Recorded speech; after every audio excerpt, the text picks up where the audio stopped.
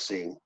There's probably not a better guy in the world who knows all the forms of propagation for the various months of the year, who can really put together a program and talk about what you should be doing, what you should be looking for each month in seasons of DX seasons of the year.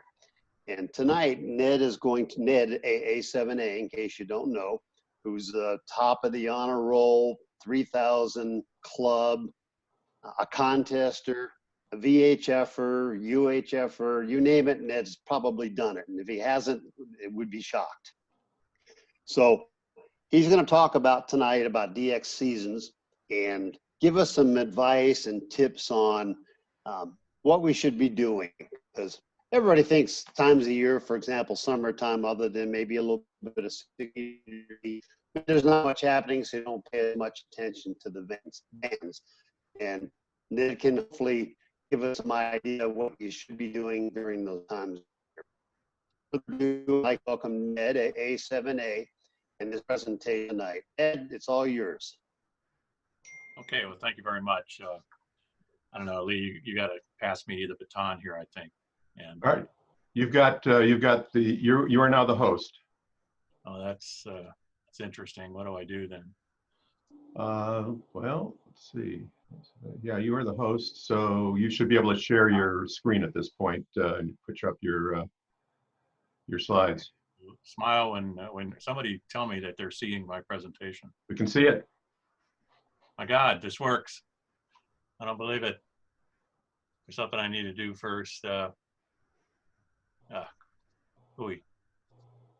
If it's there, because some of the stuff we saw the other night isn't here tonight. So. Oh, there we go. No, I found this. Well, there we go.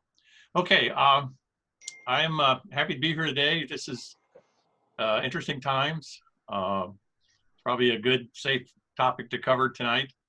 We all want to be somewhere else, and one of the best places to be for all of us is safe at home in front of the radio. It's going to be the safest place to be here for a while. A little bit of news. I got a call this evening from, this afternoon actually, from Dick Norton and N6AA. You may or may not know the recently elected Vice Director, Mark Weiss, resigned. And Dick and I talked, and I volunteered to fill in his shoes. So I am once again, third time, Vice Director. Let's see, I ran and lost, I ran unopposed and won, I ran in a competition and won, and now I've been appointed. So I've covered every single way you can be a Vice Director. So I now have done that, I can do other stuff. But I'm really actually happy to be back doing that. I think it's a trying times, and we need to all work on preserving our hobby, and with all of the things that are going on in our world. I think it's a very important thing to have and hold and be good at. So let's all talk about this topic tonight. All right, now you probably a couple of you tuned in here from the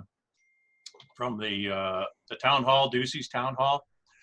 But two things are going to happen tonight. A, I'm going to actually answer your questions, and B, I have an important tip that he did not cover.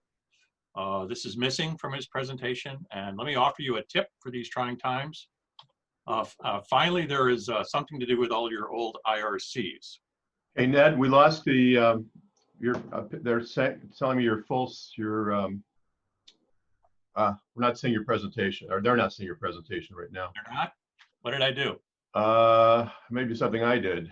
I'm viewing Ned's screen. This hand.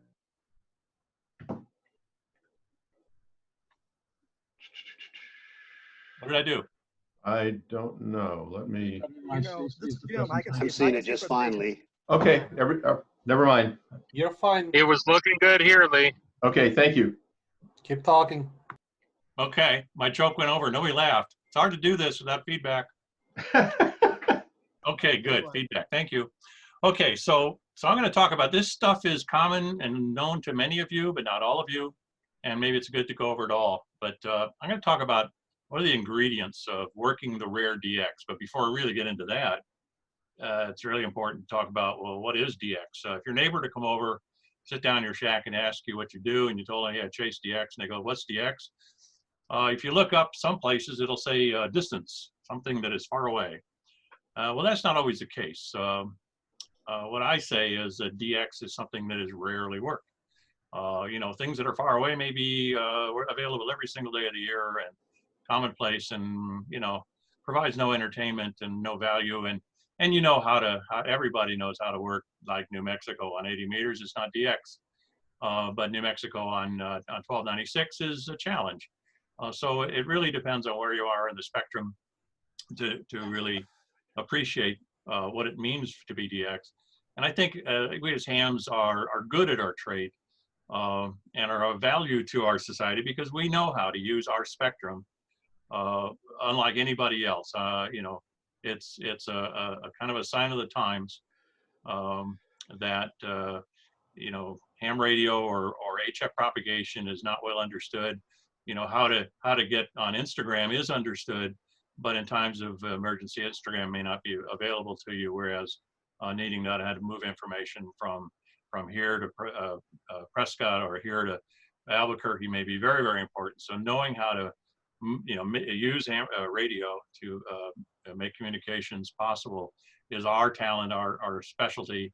And those of us as DXers, we are good at it because we practice it and we learn daily how to test the limits of the capability of the HF spectrum.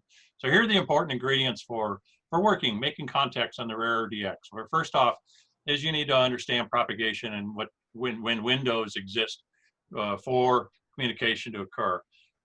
This is very important. I'm going to kind of mostly cover this tonight, and we'll see how that works. The other part is you need to have an active or a capable station in some faraway place to be on the air. Now we all, not all of us, but many of us read the newsletters, you know, the Daily DX or whatever, and we see who's going where or who's active where. And sometimes you can uncover that what they are doing when they are there. Example, you'll see someone going to Ebonia, and they'll mention that they're going there to chase counties. You realize as a 160 guy, you're not really going to be interested in what he's doing there. But if you see some good low frequency guy going somewhere and taking a bunch of antennas with him, you're going to focus on his activity and try to work him if you can at all. The other thing is that your station must be ready to go. Seems obvious, but you know, if your station worked on 160 last winter, it doesn't necessarily mean it's going to work tomorrow. If you try it, you have to, you know, fix all the things that broke or upgrade your, you know, your radio, your operating system, whatever it is. You gotta keep your station current. And the last thing, of course, is that you must be available. You know, right now, not a big problem. But going forward, you know, the things that you like to do or that you want to work out, to make sure that you schedule your time where it makes sense, and if possible to maximize your you know, the results of the chase. So if all of those come together, you can have great moments, and this is what I think really is attractive about this hobby. Those magic moments where things, unbelievably interesting things happen and give you warmth and brings you back to the game every night. So so I think it's important for us to focus on how that all happens. So let's focus on the propagation part of it. I kind of like to think of things in two ways. There's some aspects of propagation which are sort of predictable. You know, there's the F layer propagation. You're all familiar with the chapters in the handbook about propagation. I'm not going to dwell on that.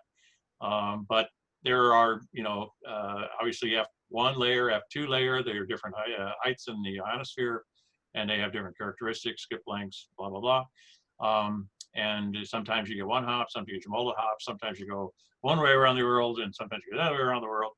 So there's all kinds of exciting options there, and clearly those get more exciting in the sunspot peaks, but still you get some of that propagation throughout the solar cycle, and it's important to understand how it works and know what's happening when you see or hear about things or want to test things. You need to kind of know when to try it, and having tools these days, there are tools available that help you predict when these might occur to help you in the game. Another one that's not easy to predict, but is pretty regular, is transequatorial propagation. As was explained to me, and it took 50 times for this actually to start make sense, around the magnetic equator around the Earth, and that's not the same as the geographic equator. It's if you're to puncture the Earth through the magnetic North Pole, which is somewhere moving around in Greenland, northern Greenland somewhere, and then work the equator for that, it occupies a part of the Earth that's unfortunately a long way from here, but it supports propagation across the equator. The stations some distance north of that equator, magnetic equator, are regularly able to work stations south of that magnetic equator. Here's stories like Bud and 7CW has been active in various countries throughout South America in the last couple of years, and he talks about getting on 6 meters regularly. And this TEP propagation mode is there every single night of the year. It's almost like an intercom, and we don't hear about it because that zone is just a long way from here. The magnetic equator takes a dive as you go west from latitude straight south of New York City. It takes a dive due south, and it's about as far away as you can get from our latitude, geographic latitude, right here. So to use TEP, we have to have some help, and we'll talk about that a little bit. The other kind of propagation modes are not quite as predictable. They're variable. They happen or they don't happen. The first in the list here is a sporadic E. It's my favorite.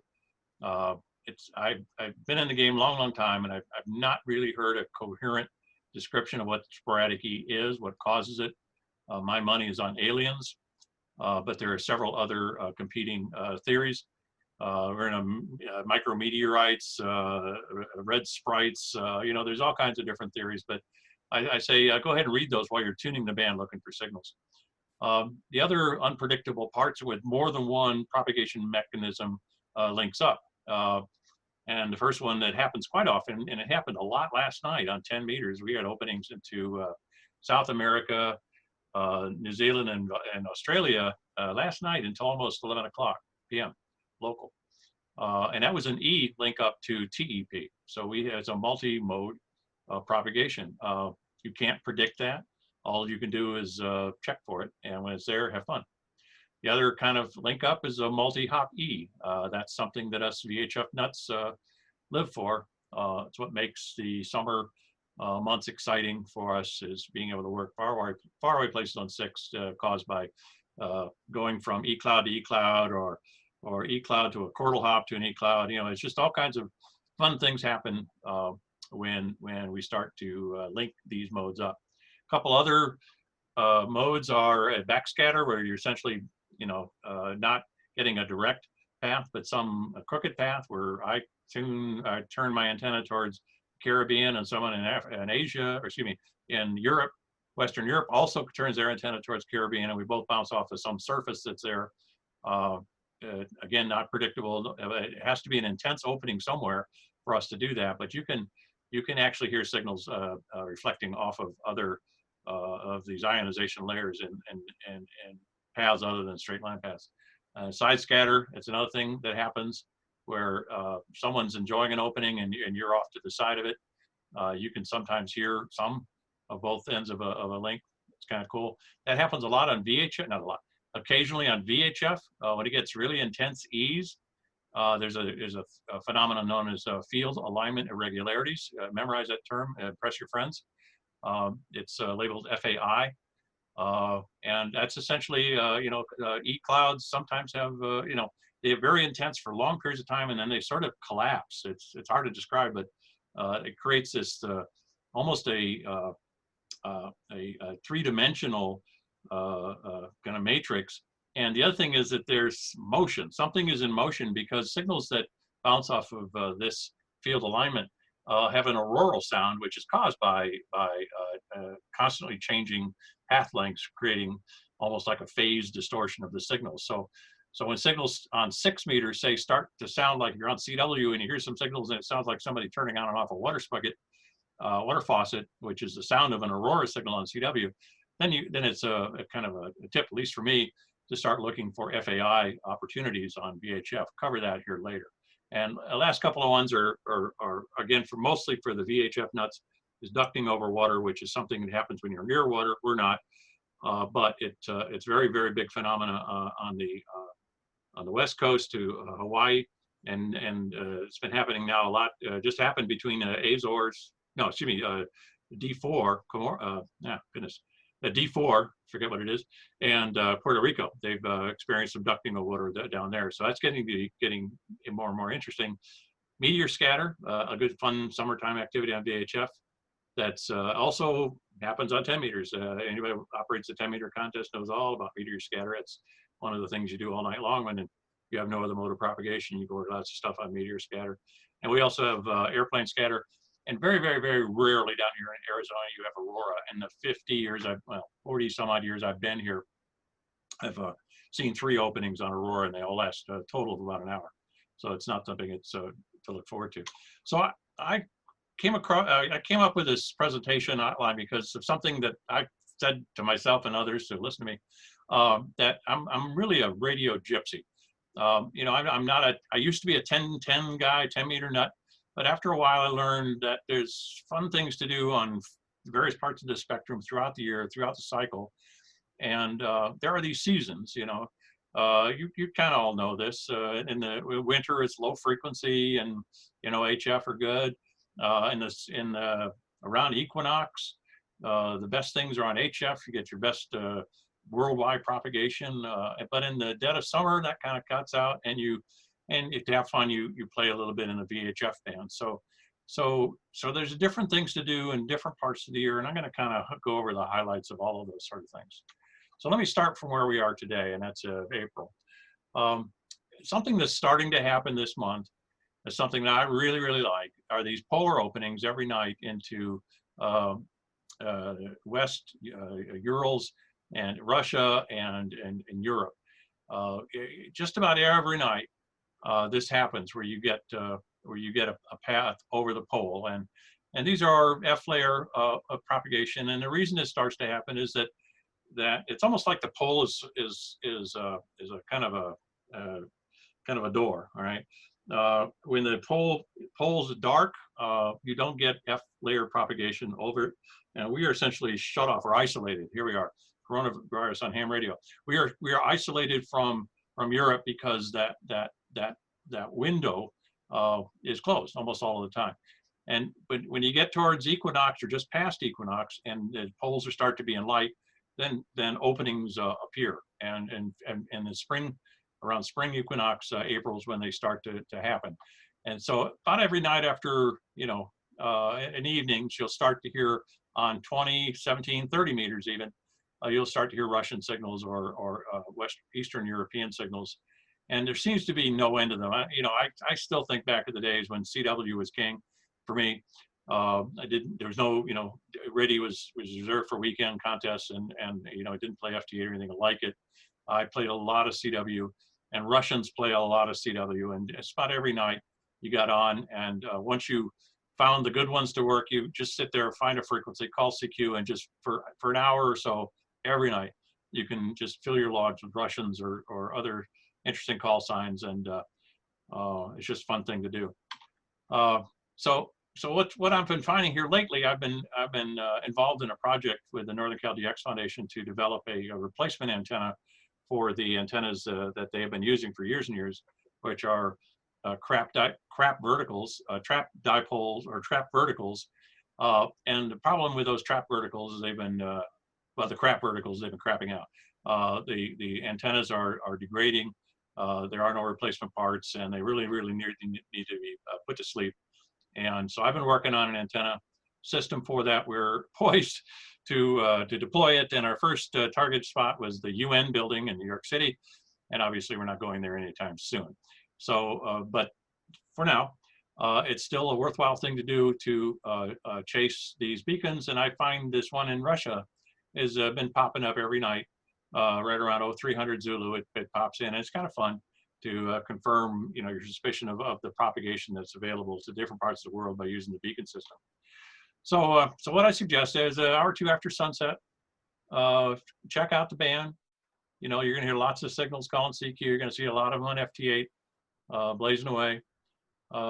Strategy is to work the rare ones and get them in the log, because what used to be common back in those, you know, back in the 80s, early 90s, were all those UH, UI, UJ, UK, UM, all those were on the air a lot, and you just worked them all, and now you can't work UZ, so or UH. It's they don't allow ham radio, so you know, work them while they're there, because you never know what's going to happen later.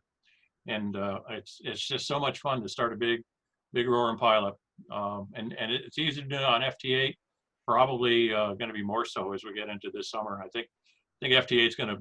I don't know if you've been noticing it like I have, but it's real hard to complete a QSO anymore on 20 or something like that in the heat of the day, because there's just no open channels. I really need to add a second or even a third FT8 channel for the way the world is right now. I'm going to make a proposal to Joe Taylor to consider doing that here soon. Let's move on. F-layers propagation is still king. It's what you want. It gets you to the places that are really, really exciting. And that occurs mostly during paths where it's in daylight. And so a tool I like to use and had used for quite a while is VOA Cap. Now, VOA Cap is a software that was part of a package. It's called ITS HF Propagation.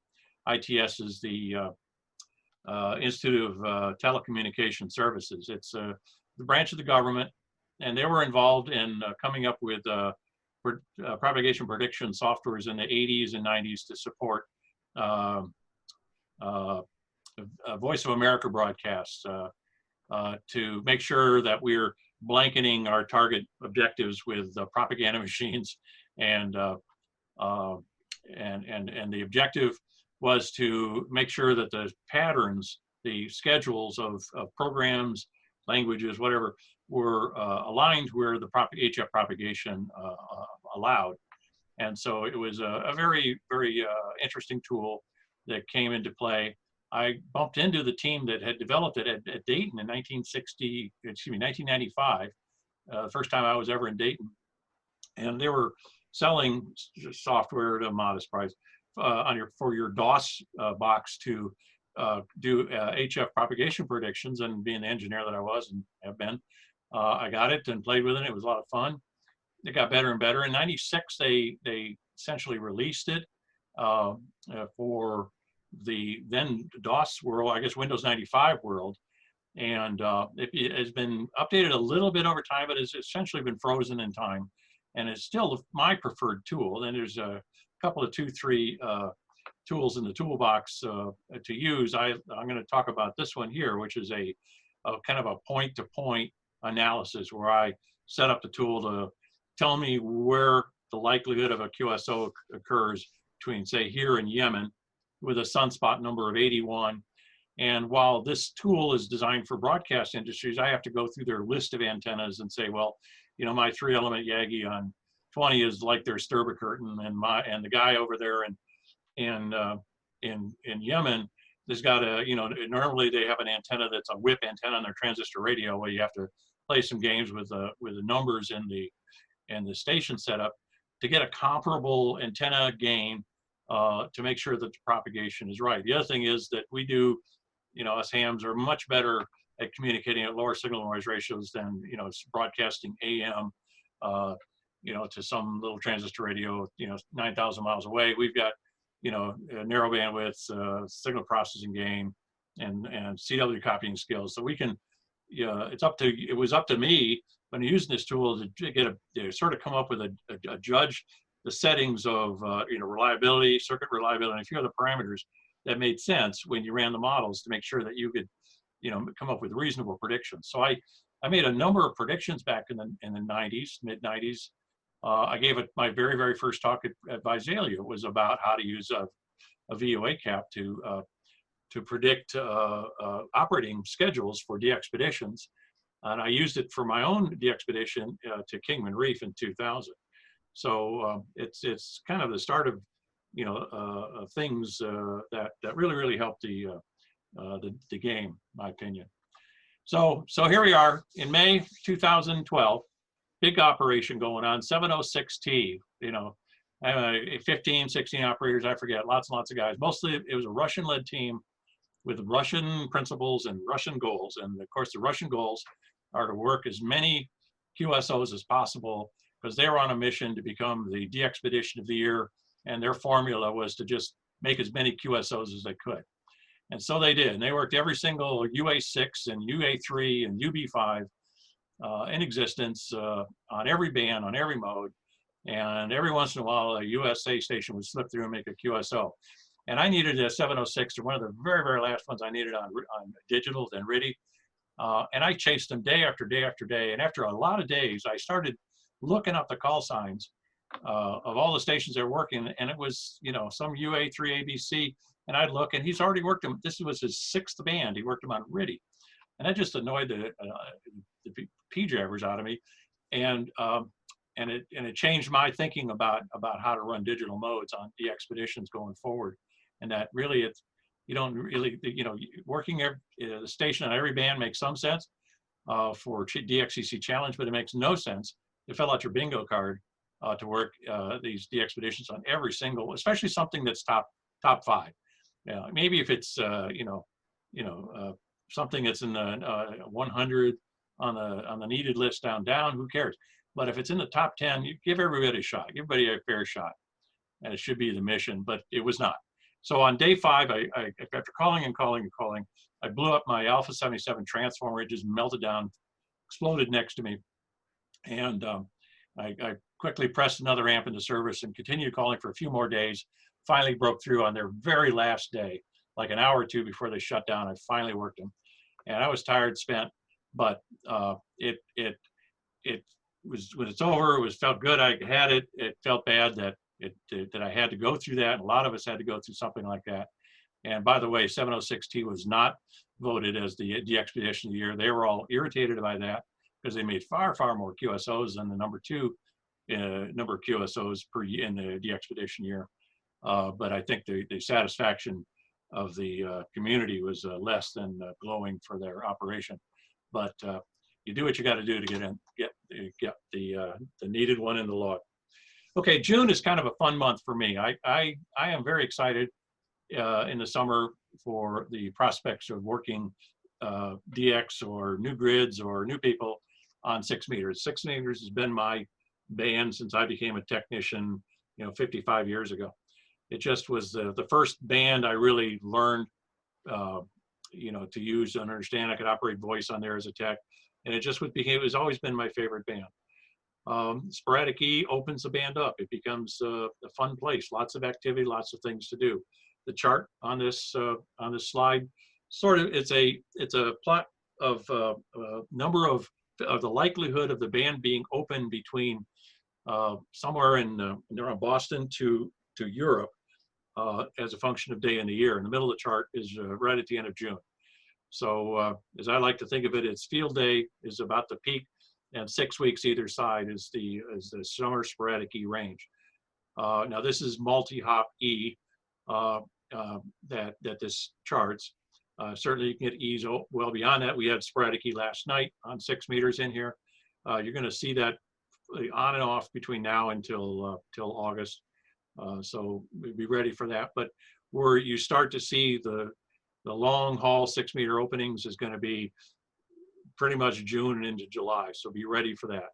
Now I've been on band a long, long time before I worked my first Europe multi-hop sporadic E.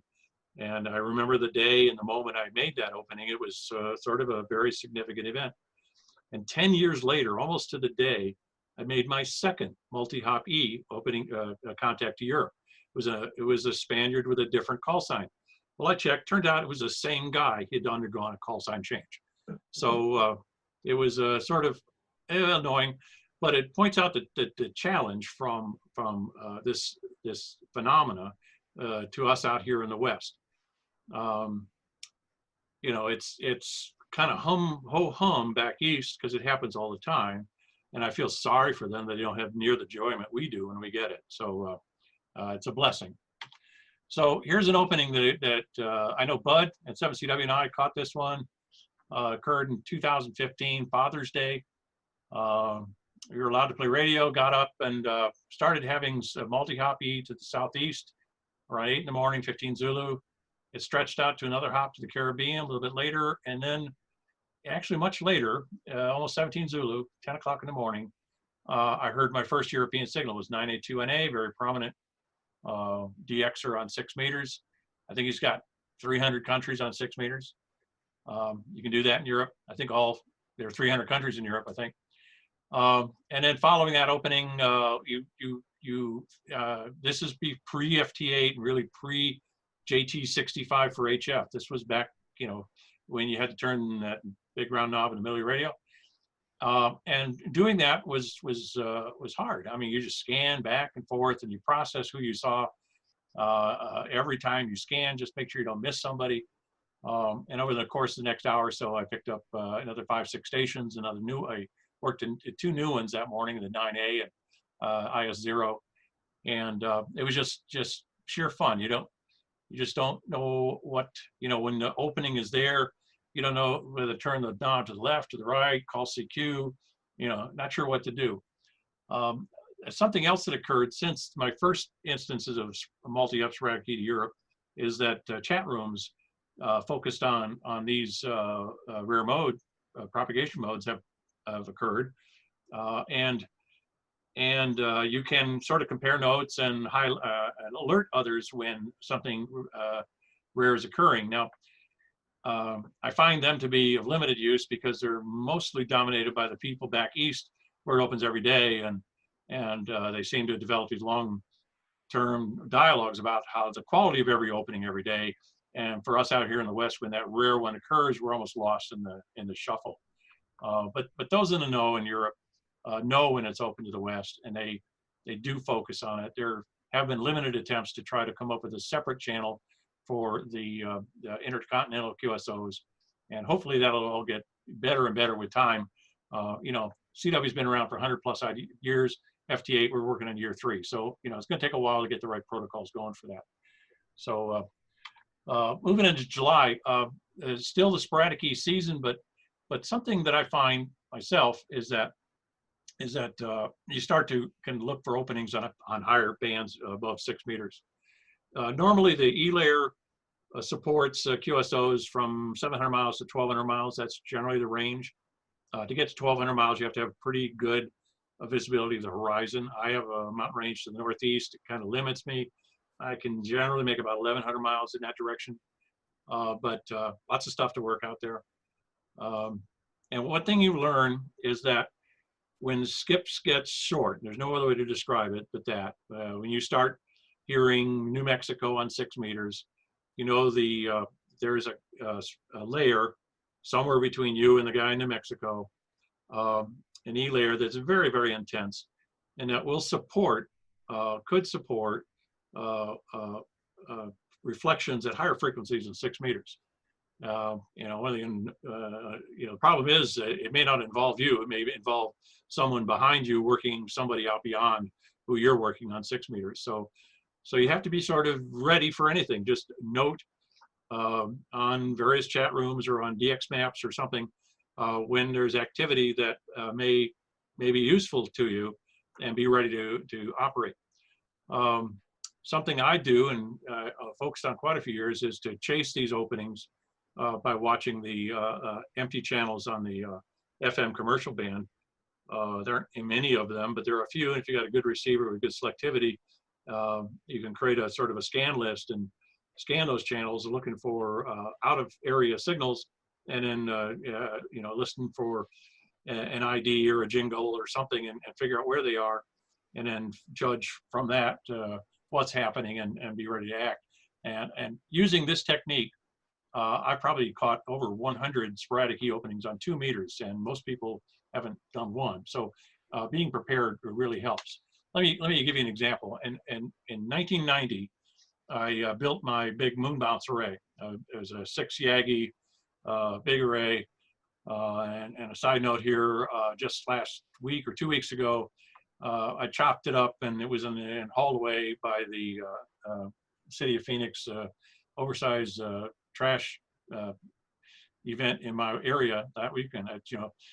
when it came on the scene, it was a huge breakthrough, and it was carried out in a dumpster, whatever. So it works. But so I finished the array in March of 1990, got on moon bounce, and then the first summer I had it up, I caught my first sporadic E opening in July 10th.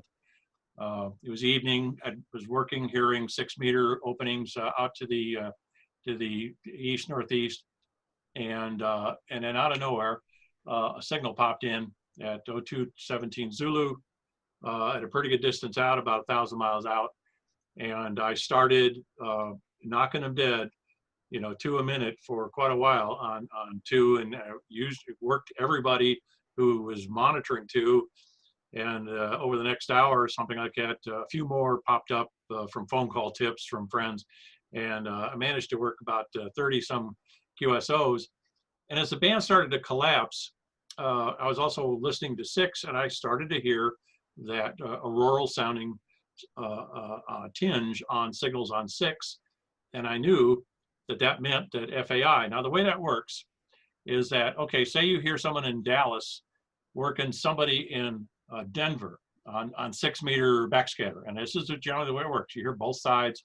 You don't need Denver, you don't need Dallas on 6 meters. Certainly you've worked that 1,000 times.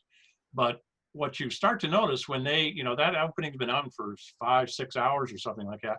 And towards the end, when it starts to collapse, and then you start hearing that auroral tinge to it, then there's FAI probability.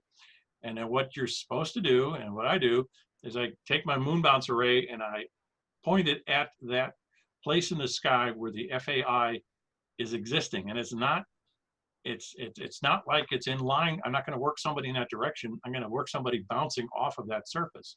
So I aim my antenna up 15, 20 degrees, and at that point in the sky that I think the cloud is, and I call CQ. And sure enough, every time you hear somebody call you, and you say, yeah, your report, and I'm in DM43, and they went, oh, DM43, and they turn their antenna to DM43 and they go away, because they didn't realize that that's not what they should do. They should be aiming at the point in the sky where the reflection is, but they don't know that.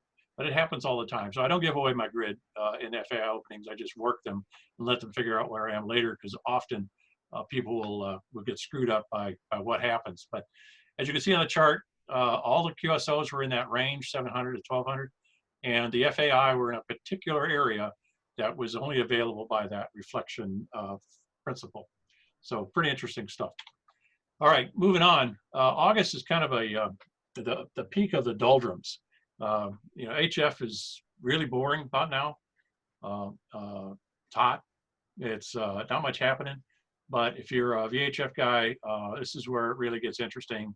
The Perseus meteor shower is a very, very useful shower, and it's very, very active. Years ago, I would run, I don't know, 20, 30 schedules over the course of 3-4 days of the shower peak, and make most of my, work on my states and a lot of the grids on 2 meters in the showers. It's very, very interesting. 2 meters and above really requires schedules. It's kind of hard to operate in spread and kind of a random, you just calling CQ doesn't merit much. 6 meters though is different.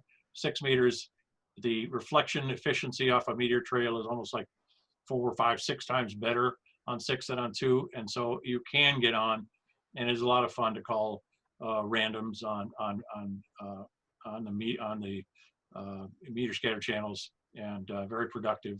Although it gets kind of busy, somebody can hog the channel, but there are techniques where more than one person can share the channel and be transmitting on one frequency and listening on some other frequency, and with time, everybody will learn those techniques, and it's a lot of fun. You can really work a lot of interesting places.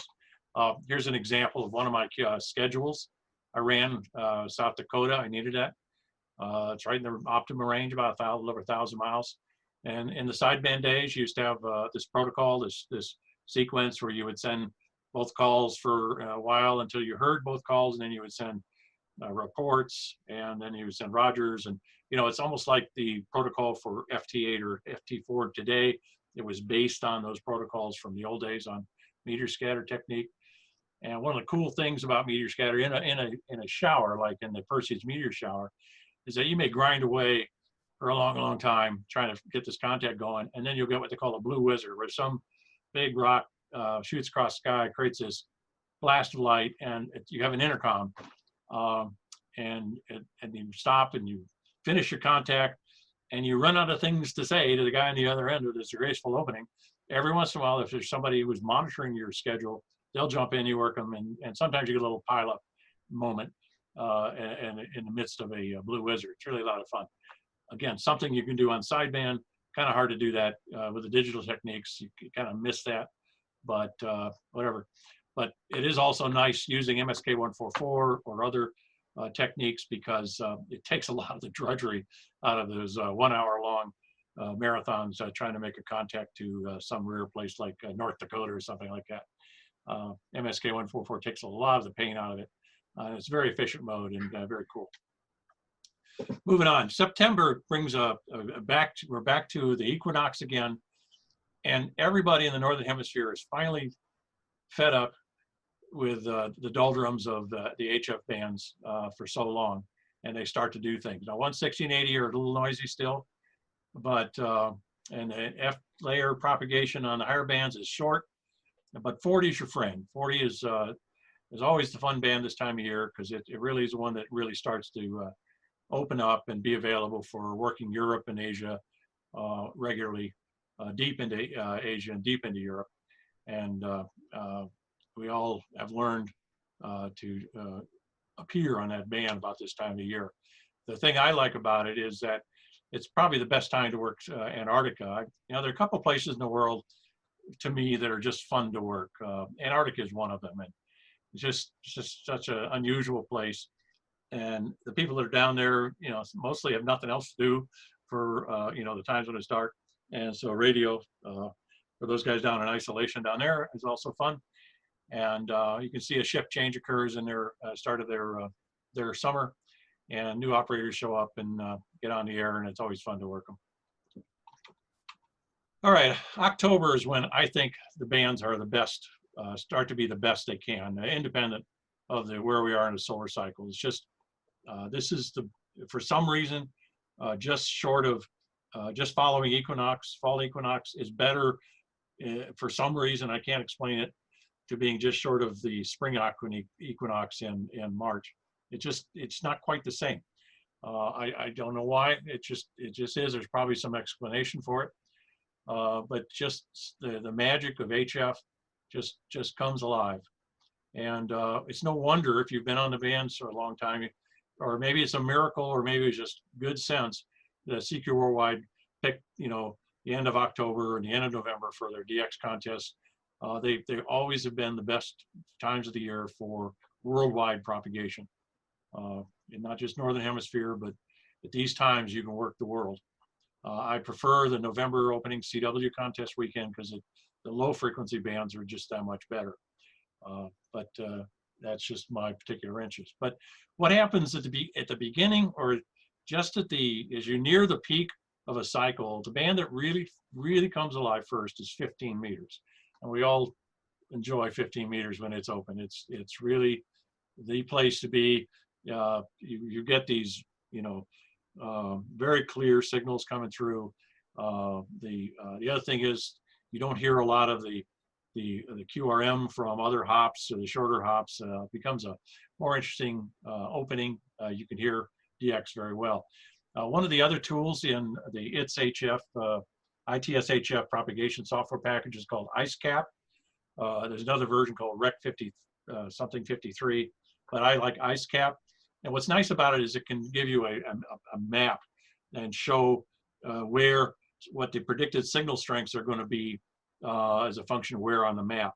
And so what I'm plotting here is on day mid-October with a pretty high solar number. I mean, we're not going to see a sunspot number 150 for a while, but in 1981, on that day of an opening I'm going to talk about, the sunspot number was 150, and it was in Yankee Kilo in Syria, right about in the middle of this chart.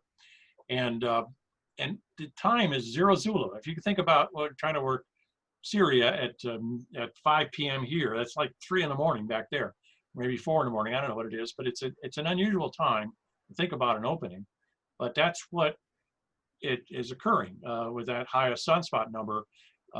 You get these incredible opportunities for a path.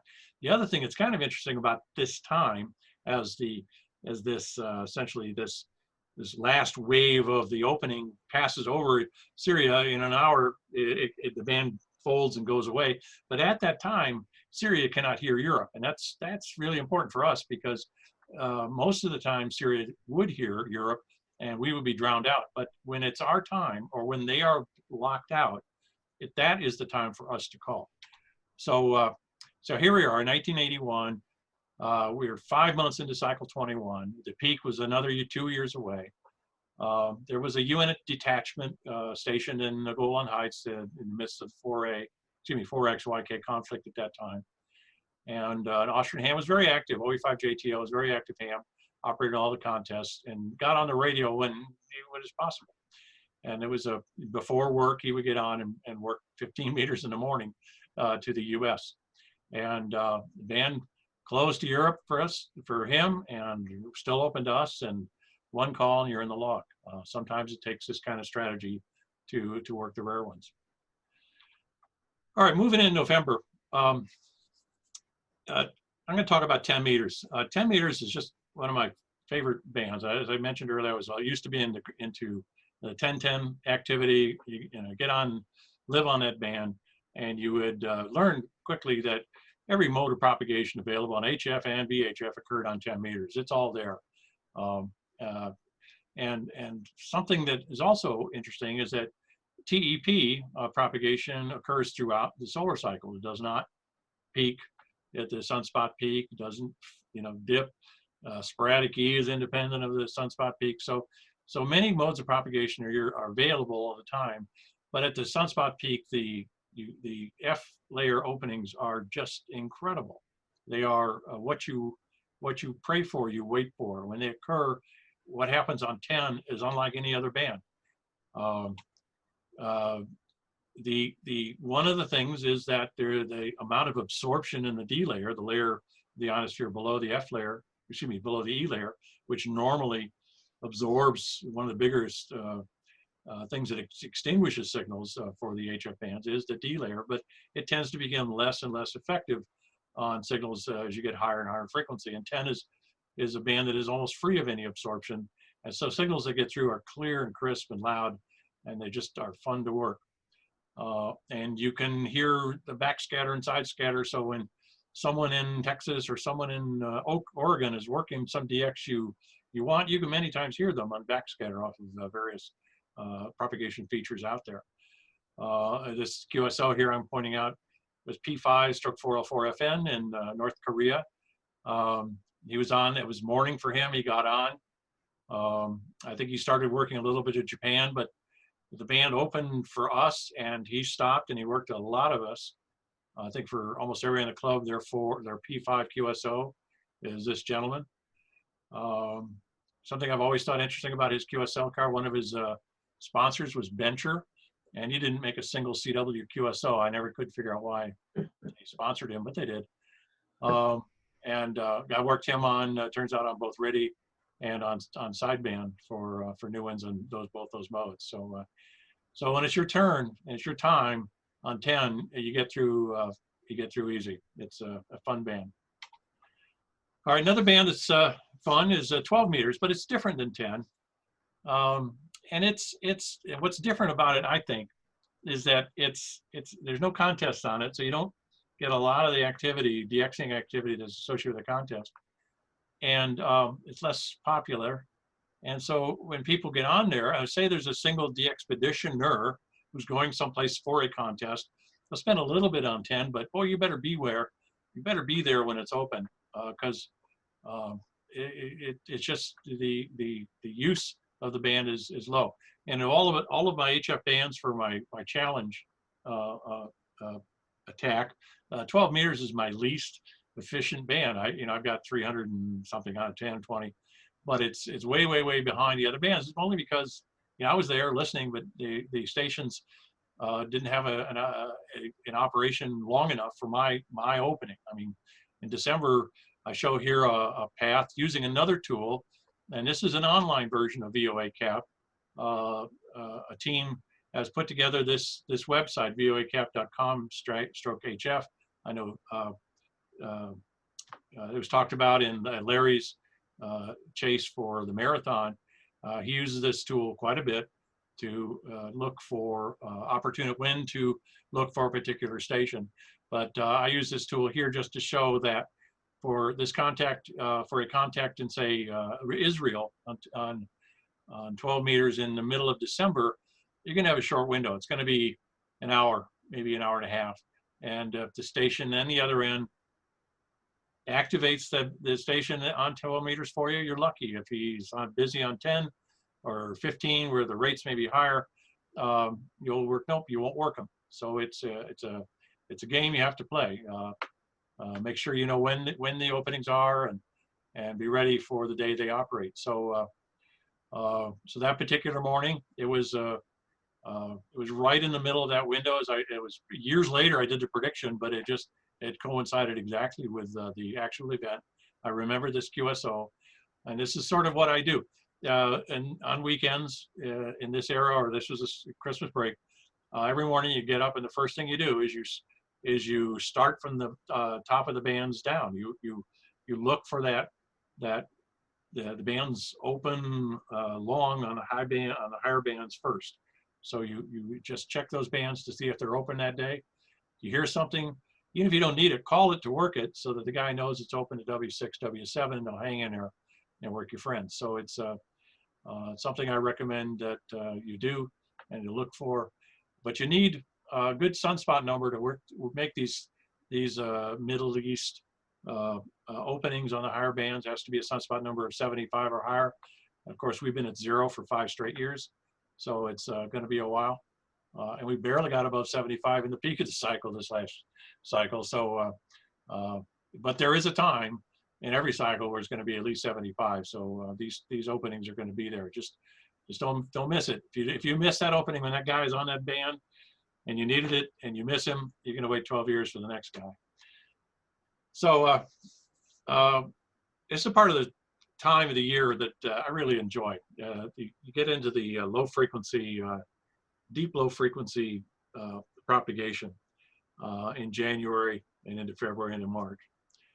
That's when I've done most of my good on the low frequencies. That's one thing about it, though, is you can't predict these openings by using any propagation tools. They really are not good at figuring this out. You have to develop your own approach given what station you have. I mean, if you got a modest setup, you're going to have to look for those times when it's at its peak, its absolute peak. If you have the opportunity, like a couple of us do, playing with an 8 circle and 160, there are a couple of things you can try to do that not everybody else has a shot at, but it's incumbent upon you to do that because you're the one that should figure out how to do it. But this picture on the right is I borrowed from Carl King on LA's paper on 160 meters mastering the channel, where he talks about there being a ducting phenomena that occurs at a particular elevation angle that supports sometimes these long haul openings that just seem to come out of nowhere. Some days it's there, some days it's not. It's not kind of, it doesn't act like multi-hop. So there, what he shows there is almost like a chordal hop, where the signals never really go back and reflect off the ground. They sort of rattle around between ionization layers and work their way some long distance to support. There are 2 people waiting to enter this room. Whoever's in charge, you want to invite them. That is the phenomena that permits this sort of really long range propagation. But one thing I've learned is that the signals have to be, or the ionization layers have to be stable. There can't be a lot of absorption, which is generally indicated by the A index. And so what you watch is the A index has to be low for a while, 3, 4, 5 days. And then it's almost like, ripples in the pond. Once the ripples stop, you can see the bottom. It's almost, you know, this ducting phenomena will occur when the layers are stable. The other thing is to watch for these enhancements at your sunrise or sunset. Talk about those in a minute, but always be ready to be looking for the stations on their sunrise in the other hemisphere that you're looking for. Another phenomenon, and it may be related to this, I don't really know, but sometimes people talk about this thing called a spotlight or searchlight, where there's a very, very, very small footprint where someone has some unusual propagation not available to others. And I had one such instance one evening using my home station, which was at that time a 2-element 80-meter array, where I got on, tuned the band, and I was hearing this station loud, running Europeans, just one after another. And you're always fearful of calling somebody doing that because you never know where they are. But after about 10 or 15 minutes, he finally ID'd, and it was Turkey, TA3DD. And I wasn't hearing any of the European signals, and no USA called him. I jumped in, called him once, worked him, spotted it, and a whole bunch of people told me they couldn't hear him at all. So I was the only one in the US that worked him, and I heard no one else he worked. It was just like a little sliver opened up for me, and all you can do is grin. All right, sometimes there's too much propagation. February is a good month for that, if you play 30 meters. The tools that predict propagation on short and long path, I think are fine on short path. I find them to be less accurate on long path. Sometimes it's there and the tool does not predict it. And you might think, well, that's handy. Great, if I don't get it one way, I get the other. Well, it's good unless you have an antenna with no front to back, and then sometimes you get both paths. And that might be okay, except when you're operating some modes where that isn't okay. Now, CW and sideband, it's almost like Aurora. Things are, say, signals sound mushy, but you get used to it and you learn how to deal with that. And you can ask for repeats a lot. On the digital modes, not so much fun. So here's the VOA cap plot for here to Azerbaijan, middle of February, with a modest sunspot number of 58. The model does not suggest there's any long path, none. The peak of this looks to be around 04 Zulu on 10 megahertz, which is exactly when I was able to hear that part of the world. So on that evening, I was tuning the band on RIDI. Used to be a time when you did that, and heard this loud signal. I could tell he was calling CQ. I recognized the CQ pattern. It took a couple of minutes. Finally decoded it as 4J3DJ. Turns out I needed that. One of the last I needed. Absolutely one of the last I needed on RIDI. So I got to work. I called thinking, well, he's that loud, he's gonna come right back to me. No one else is calling him. And I called and I called. And after like 15 minutes, he kept calling CQ, and they finally got a QRZ out of him. And I figured, well, it's getting better. But we finally did complete the QSO, and I was held off for quite a while before I could do the dance, the DXCC dance. And so I was so happy with this contact giving me his DXCC Honor Roll on RIDI. I sent him an email, and we exchanged a number of emails. And it turns out that his father, UD6DJH, was very active on the bands, and I looked at my logs, and he was all over my logs like a rash. So it turns out this family is very active, and I'm very grateful to them for doing that. He then indicated to me that this contact was with his station remote. He was actually living in Moscow.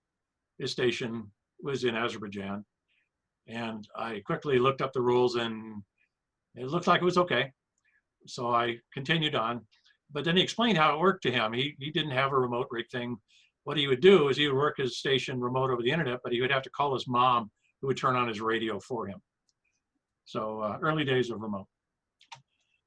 All right, March is a fun month. If you're on 160, it's sort of the end of the year. It's when your last shot to work really exotic places like the Indian Ocean and Africa. There's this time of the year when you really need to focus on it. A number of de-expeditions to Africa, Indian Ocean occur this time of the year for this reason. And so this is where the fun is. So over there on the right, you'll see snippets of the Terminator You know, the DX Atlas software, very, very handy for showing the location of the terminator whenever you want in time or date. And at this particular time on the 19th of March, around 01:45 Zulu, the 3B8 is in the middle of the terminator, and our station out in Safford, Arizona is also about in the middle of the terminator, almost the exact optimum time for a possible opening between here and 3B8 on 160. So what you find is that and you learn to know who these guys are, the low frequency nuts. They know to sleep all day long and then operate 160 through the night and stay on through sunrise. Don't quit. Don't go to the bar. Stay on through sunrise. These peaks occur in the terminator that are minutes long, and you have to be there. You have to be ready. In March of this past year, excuse me, last year, Nigel, G3TXF, you've all heard and worked him, very, very active guy, goes on lots of expeditions. He loves 160. And he knows that we need most of the places he goes to out here in the Western United States. And because it's him, you know he's going to put up a good antenna, and you know he's going to be on at the right time. So our team, the NA7TV team, all of us who operate, work on a tag team practice where we take turns listening for stations, and when an opening occurs, we learn to hand off the baton in a fraction of a minute to try to catch these openings that occur. On the 19th of March, the band opened for 2 minutes, and I worked him, and Lee, I think, was in the kitchen or out picking up dinner, or I don't know what it was, but he showed up on the channel and almost was afraid to tell him I'd worked it, but he found out, and he groused for 23 hours and 45 minutes. And next night he was on there, he had the station, and he worked him on FT8 during that 5-minute opening that day. So you just have to be there every day. You don't know when it's going to happen. If it's going to happen, you have to just be there. So special moves can happen throughout the cycle, throughout the year. Doesn't matter. You just want to be there, want to keep trying. Not everyone has the time like I did. I have to realize I had special circumstances. I didn't move for 35 years. I had a station that was ready to go for that whole period of time.